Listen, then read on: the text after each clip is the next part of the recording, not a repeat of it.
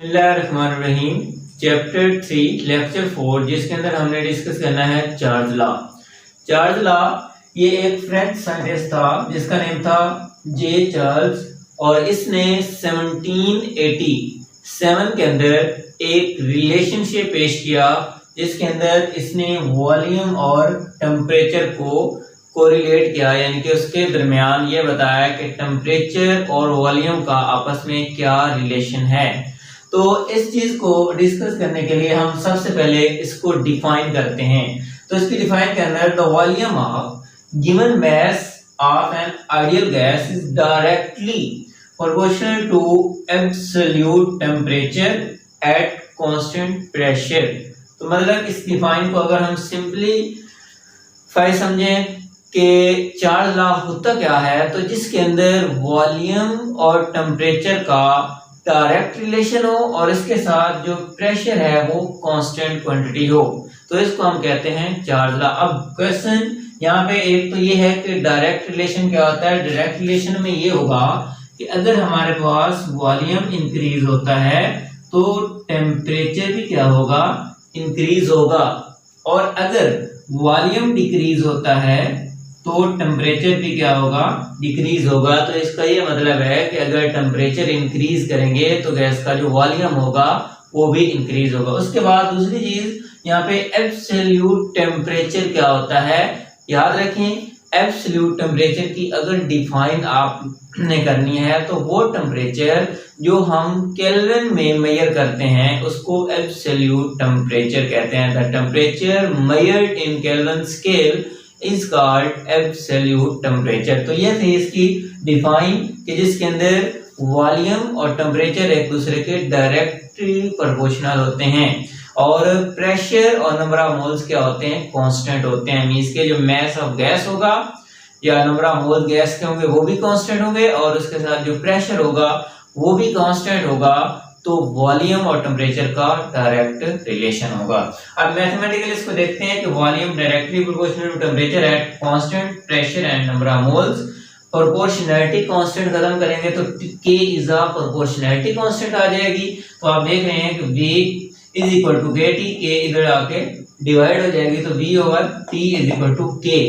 अब ये हमारे पास V ओवर T जो है या V अपॉन T जो है, इसको हम डिफरेंट गैसेस, फॉर एग्जांपल हमारे पास दो गैसेस हैं, एक गैस ऑक्सीजन और एक कार्बन डाइऑक्साइड। तो ऑक्सीजन V का वॉल्यूम V1 और इसका temperature T1 is equal to K constant quantity. इसी तरह कार्बन डाइऑक्साइड जो गैस है इसका वॉल्यूम V2 और टेम्परेचर को T2 से।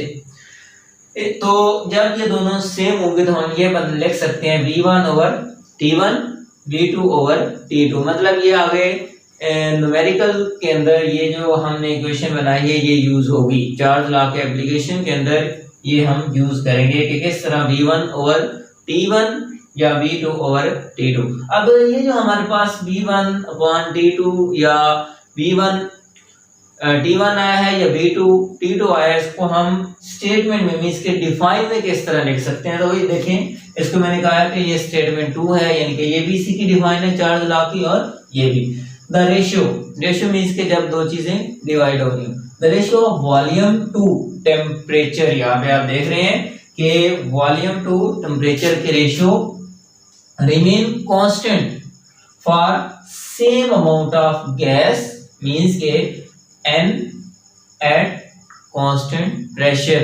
तो ये भी हमारे पास चार्ज लॉ कहलाता है कि जब वॉल्यूम और टेम्परेचर की जो रेशियो है वो सेम रहे, कब, जब अमाउंट ऑफ गैस सेम हो और साथ में प्रेशर क्या हो, कांस्टेंट हो। उसके बाद मैं इसको ग्राफ के जरिए भी आपको बता देता हूं कि ग्राफ के जरिए कैसे हम इसको रिलेट कर सकते हैं या इसको हम आसानी से समझ सकते हैं। तो देखें, अलोंग y एक्सिस टेम्परेचर और अलोंग x एक्सिस मैंने वॉल्यूम लिया है, तो ये हमारे पास एक स्ट्रेट लाइन मिलेगी, क्योंकि एक चीज के बढ़ने से दूसरी चीज भी क्या हो रही है, बढ़ रही है। या फॉर एग्जांपल अगर हम यहाँ पे देखें कि यहाँ पे अगर वॉल्यूम लेट्स सपोज 50 है और इसी स्टेटमेंट पे यहाँ पे टेम्परेचर जो है वो 100 है, तो जब हम नीचे आएंगे तो यहाँ पे आके दोनों चीजें 0 हो जाएंगी। तो मतलब इस साइड पे दोनों चीजें इंक्रीज बढ़ रही हैं और इधर क्या हो रही हैं, कम हो रही हैं। अब ये एक स्टेटमेंट है कि अगर हमें ये देखना हो, दूसरी बात